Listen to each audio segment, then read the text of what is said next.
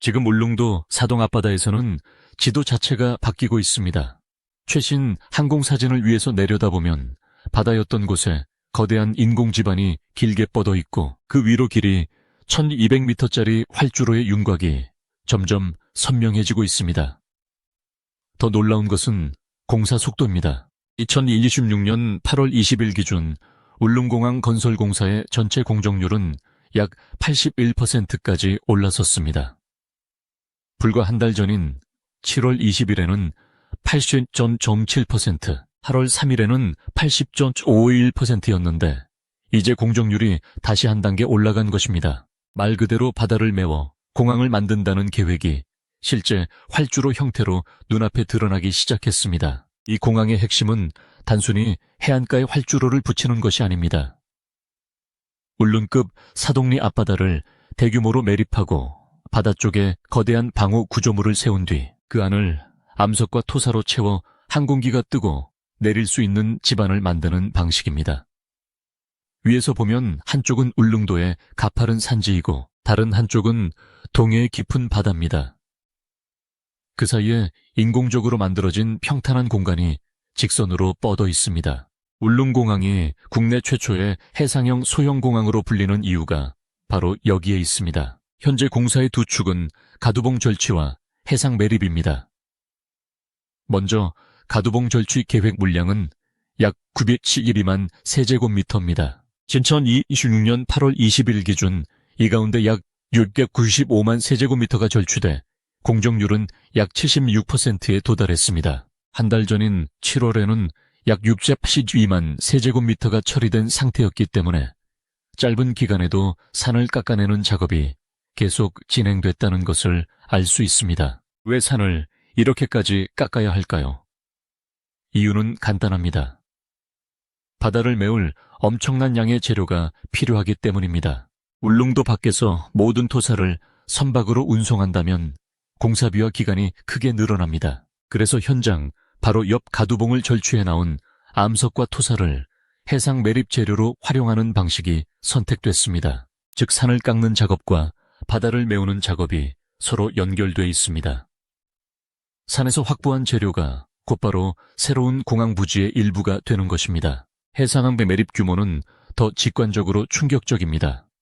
전체 계획 물량은 약 827만 세제곱미터입니다. 2026년 8월 21일 기준 약 6.4만 세제곱미터가 매립돼 공정률은 약 73%를 기록했습니다. 7월에는 약 513만 세제곱미터 수준이었기 때문에 한 달 사이에도 수십만 세제곱미터 규모의 추가 작업이 진행된 셈입니다. 항공사진에서 이전보다 육지처럼 보이는 부분이 넓어진 이유가 바로 이 매립량 증가에 있습니다. 하지만 바다에 흙과 돌을 붓는다고 곧바로 활주로가 되는 것은 아닙니다. 가장 먼저 바닷물을 막고 파도의 힘을 견딜 외곽 구조물이 필요합니다. 이 역할을 담당하는 것이 케이슨입니다. 울릉공항에는 대형 콘크리트 구조물인 케이슨 30함이 투입됐고 이 30함의 거치는 2025년 5월 모두 완료됐습니다. 케이슨은 사실상 거대한 콘크리트 방벽입니다. 과거 공개된 설계와 현장 자료를 보면 해상 깊은 구간 약 987m에 케이슨 방식이 적용되고 상대적으로 수심이 낮은 구간에는 사석 경사제 방식이 적용됩니다. 케이슨 하나의 무게도 상상을 넘어섭니다.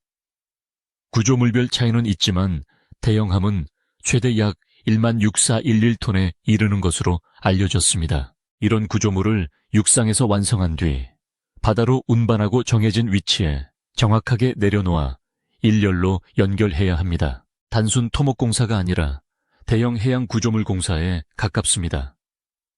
케이슨이 조금만 틀어져도 이후 매립과 호환 공정에 영향을 줄 수 있기 때문에 위치와 수평, 기초 지반을 매우 정밀하게 관리해야 합니다. 울릉공항 공사가 특히 어려운 이유는 동해의 환경입니다. 울릉도는 바람과 파도가 강하고 기상이 빠르게 바뀌는 지역입니다. 과거 현장 관계자들은 해상 작업이 가능한 날이 한 달 전체가 아니라 제한된 일수에 불과하다고 설명해 왔습니다. 겨울철에는 폭설과 높은 파도까지 겹칩니다. 육지공항이라면 장비와 자재를 도로로 계속 공급할 수 있지만 울릉도에서는 대형 장비와 특수 자재의 상당 부분을 바닷길에 의존해야 합니다. 공정률 81%라는 숫자가 단순한 숫자 이상으로 평가되는 이유입니다. 최신 항공사진에서 가장 눈에 띄는 것은 공항의 형태가 이미 상당 부분 드러났다는 점입니다. 초기 사진에서는 바다 위에 케이슨과 방파 구조물만 길게 놓여 있어 공항의 모습을 상상하기 어려웠습니다. 그러나 지금은 케이슨 안쪽이 대규모로 채워지면서 하나의 넓은 인공대지가 형성되고 있습니다. 오른쪽에서는 가두봉이 크게 깎여 나갔고 그 앞바다는 평탄한 부지로 바뀌고 있습니다.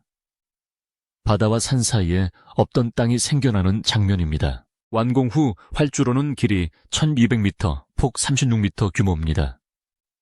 착륙대는 길이 320m, 폭 140m로 계획되어 있습니다. 한국공항공사가 공개한 사업 개요에서는 설계 항공기로 ATR-42가 제시되어 있고 50인 승급 항공기 취향을 기본 개념으로 잡고 있습니다. 계류장은 일반 항공기 6대가 자력으로 주기할 수 있도록 계획됐고 경항공기 4대와 헬기 2대 공간도 포함됩니다. 여객터미널은 약 50제곱미터, 부대 건물은 약 2770제곱미터 규모로 제시되어 있습니다. 여기에 최근 가장 큰 관심이 집중되는 부분은 1200m 활주로의 안전성입니다. 울릉도 주민과 일부 전문가들 사이에서는 활주로를 1500m 수준으로 늘려야 한다는 의견이 꾸준히 제기되기도 했습니다. 활주로가 길어지면 기상과 중량 조건에 따라 항공기의 운항 여유가 커질 수 있기 때문입니다. 그러나 2026년 8월 현재 국토교통부와 사업 관계자들이 밝힌 방향은 기존 1200m 활주로 규모를 유지하는 것입니다. 대신 활주로 끝에 항공기 이탈 방지 시설인 EMAS 등을 설치해 안전 여유를 보강하는 방안이 추진되고 있습니다. EMAS는 활주로를 벗어난 항공기의 속도를 빠르게 줄이기 위한 시설입니다. 항공기가 활주로 끝을 넘어가더라도 특정 재료로 구성된 구역이 바퀴의 진행을 억제해 정지 거리를 줄이는 방식입니다. 울릉공항처럼 활주로 끝. 주변의 공간 확보가 제한적인 공항에서는 이런 보조 안전시설의 의미가 큽니다.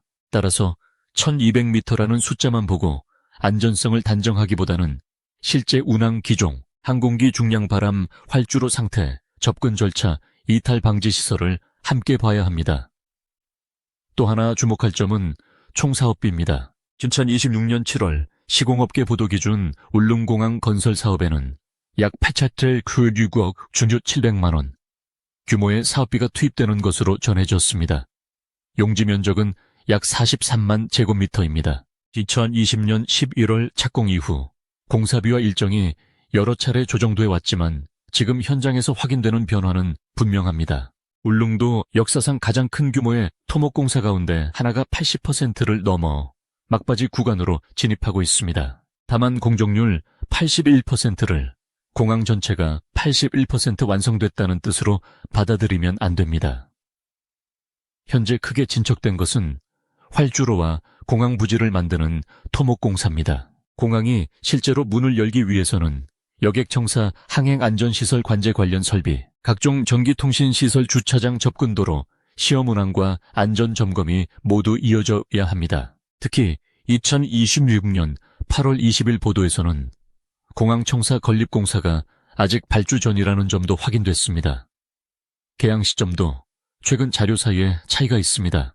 경상북도는 2026년 8월 4일 공식 보도자료에서 2028년 울릉공항 개항을 전제로 여객선 수요 변화와 준공영재 연구를 시작했다고 밝혔습니다. 반면 8월 20일 국토교통부와 사업 관계자를 인용한 보도에서는 토목공사를 2027년 10월까지 마친 뒤 청사와 관련 시설을 갖추는데 약 2년이 더 필요해 2029년 개항을 목표로 한다는 내용이 나왔습니다. 따라서 현재로서는 토목공사의 진행 속도와 별개로 최종 개항 일정은 후속시설 공정에 따라 달라질 가능성을 함께 봐야 합니다. 그렇다면 이 공항이 완성되면 울릉도는 얼마나 달라질까요?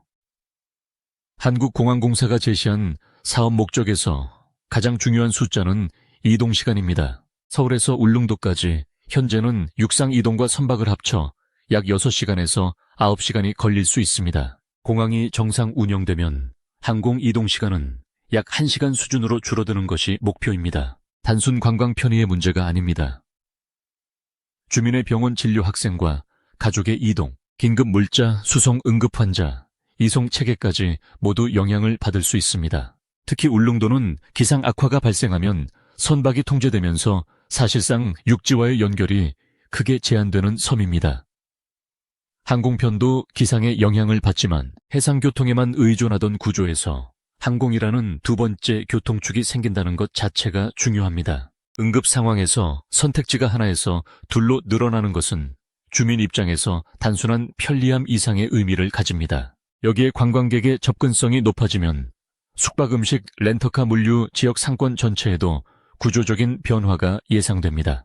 울릉공항의 위치 때문에 군사적 의미를 궁금해하는 시선도 있습니다. 울릉도는 동해에 전략적으로 중요한 위치에 있지만 현재 공개된 울릉공항 사업은 민간 소형공항 건설을 중심으로 추진되고 있습니다. 따라서 확인되지 않은 군사기지화나 전투기 운용 계획을 사실처럼 말하는 것은 정확하지 않습니다. 활주로 길이 1200m와 현재 공개된 시설 계획 역시 대형 전투기 기지보다는 소형 민항기 운항에 초점이 맞춰져 있습니다. 다만 재난 대응과 긴급 수송, 도서지역 접근성 측면에서 국가적 물류 가치가 커지는 것은 분명합니다. 공사 방식 자체도 다시 볼 필요가 있습니다. 울릉공항은 바다 위에 콘크리트판을 띄우는 구조가 아닙니다. 먼저 외곽을 케이슨과 사석 구조물로 마가 파랑을 제어하고 내부를 단계적으로 채운 뒤 다짐과 지반 관리 과정을 거쳐 육상과 같은 공항 부지를 만드는 방식입니다. 겉으로는 단순히 바다를 메우는 것처럼 보이지만 실제로는 해저 지반 파도 수압 구조물, 안정성 침하 가능성을 동시에 관리해야 합니다. 특히 활주로는 일반 도로보다 훨씬 엄격한 평탄성과 지지력이 요구됩니다. 수십 톤에 이르는 항공기가 반복적으로 착륙하면서 순간적으로 큰 하중을 전달하기 때문입니다. 따라서 매립량이 목표치에 도달했다고 곧바로 활주로를 사용할 수 있는 것이 아니라 집안의 상태를 확인하고 포장 구조를 완성하는 후속 작업이 중요합니다. 항공사진에서 케이슨 바깥쪽과 매립지 안쪽의 경계가 뚜렷하게 보이는 것도 이 때문입니다.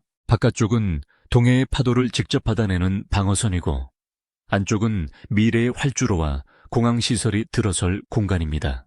약 987m 구간에 적용된 케이슨 구조와 나머지 사석 경사제 구간이 하나의 외곽선을 만들면서 바닷물이 차지하던 공간을 공항 부지로 전환하고 있습니다. 이 외곽선이 안정적으로 버텨야 내부 매립지와 활주로 역시 장기간 기능을 유지할 수 있습니다. 또 하나 중요한 것은 울릉공항이 대형 국제공항과 같은 개념의 시설이 아니라는 점입니다. 활주로 1200m와 폭 36m라는 규격은 대형 장거리 여객기보다 소형 터보프롭 항공기를 중심으로 한 지역공항 개념에 가깝습니다. 한국공항공사의 사업자료에서 ATR-4B가 설계 항공기로 제시된 이유도 여기에 있습니다. 이 때문에 공항의 가치는 항공기 크기보다 접근성에서 찾아야 합니다. 현재 몇 시간씩 육로와 선박을 갈아타야 하는 이동을 약 1시간의 항공 이동으로 바꾸는 것이 사업의 핵심 목표입니다. 공항이 완성되면 울릉도의 관광 구조도 달라질 가능성이 큽니다. 지금은 높은 파도나 선박 운항 시간 때문에 여행 일정 자체가 기상에 크게 좌우됩니다. 항공 노선이 추가되면 관광객은 배와 비행기 가운데 선택할 수 있고 주민 역시 육지 이동 계획을 더 유연하게 세울 수 있습니다. 경상북도가 이미 공항 개항 이후 여객선 수요 변화와 준공 영제 가능성까지 연구하기 시작한 것도 하늘길이 기존 바닷길의 수요 구조를 실제로 바꿀 수 있다고 보고 있기 때문입니다. 공항 하나가 단순히 교통수단 하나를 추가하는 것이 아니라 섬 전체의 교통체계를 다시 설계하게 만드는 셈입니다. 이제 다시 항공사진을 보면 왜 사람들이 놀라는지 이해할 수 있습니다. 2012년 7월부터 본격적으로 가두봉을 깎기 시작했고 2025년 5월에는 케이슨 30함 거치가 모두 끝났습니다. 2026년 7월에는 전체 공정률이 80%를 넘었고 8월 3일 80.51%, 8월 20일에는 약 81%까지 올라왔습니다. 가두봉에서는 922만 세제곱미터 가운데 695만 세제곱미터가 절취됐고 바다에서는 827만 세제곱미터 가운데 664만 세제곱미터가 매립됐습니다. 숫자 하나하나가 항공사진 속 새로운 땅으로 바뀌고 있는 것입니다. 가장 인상적인 장면은 활주로가 아직 완전히 포장되지 않았는데도 위에서 보면 이미 공항의 방향과 크기를 짐작할 수 있다는 점입니다. 1200m의 직선이 사동 앞바다를 따라 뻗고 그 바깥을 케이슨과 호안이 감싸고 안쪽에는 산을 깎아 확보한 수백만 세제곱미터의 재료가 채워지고 있습니다. 처음 계획을 들었을 때는 바다 위에 어떻게 공항을 만들 수 있느냐는 의문이 먼저 나왔지만 현재의 항공사진은 그 질문에 가장 직접적인 답을 보여주고 있습니다. 물론 아직 끝난 것은 아닙니다. 남은 19%가 단순히 앞선 81%보다 쉬운 구간이라고 볼 수도 없습니다. 매립 지반의 안정화 활주로, 포장배수 전기, 항행시설, 청사건설, 관제와 시험운항까지 실제 공항 기능을 완성하는 과정이 남아 있습니다. 특히 섬이라는 조건 때문에 자재와 장비 조달, 기상 변화, 해상 작업 가능 길수는 마지막까지 일정에 영향을 줄 수 있습니다. 그래서 앞으로의 핵심은 단순히 공정률 숫자를 올리는 것이 아니라 안전 기준을 충족하면서 후속 공정을 얼마나 안정적으로 연결하느냐에 있습니다. 그럼에도 현재까지의 변화는 분명합니다. 울릉공항은 더 이상 조감도 속 공항이 아닙니다. 총사업비 약 889주유국 근초에700만 원, 약 43만 제곱미터 규모의 부지, 1200m 길이의 활주로 케이슨, 30함 가두봉 절취 912만 세제곱미터, 해상 매립 27만 세제곱미터라는 거대한 숫자들이 실제 지형으로 바뀌고 있습니다.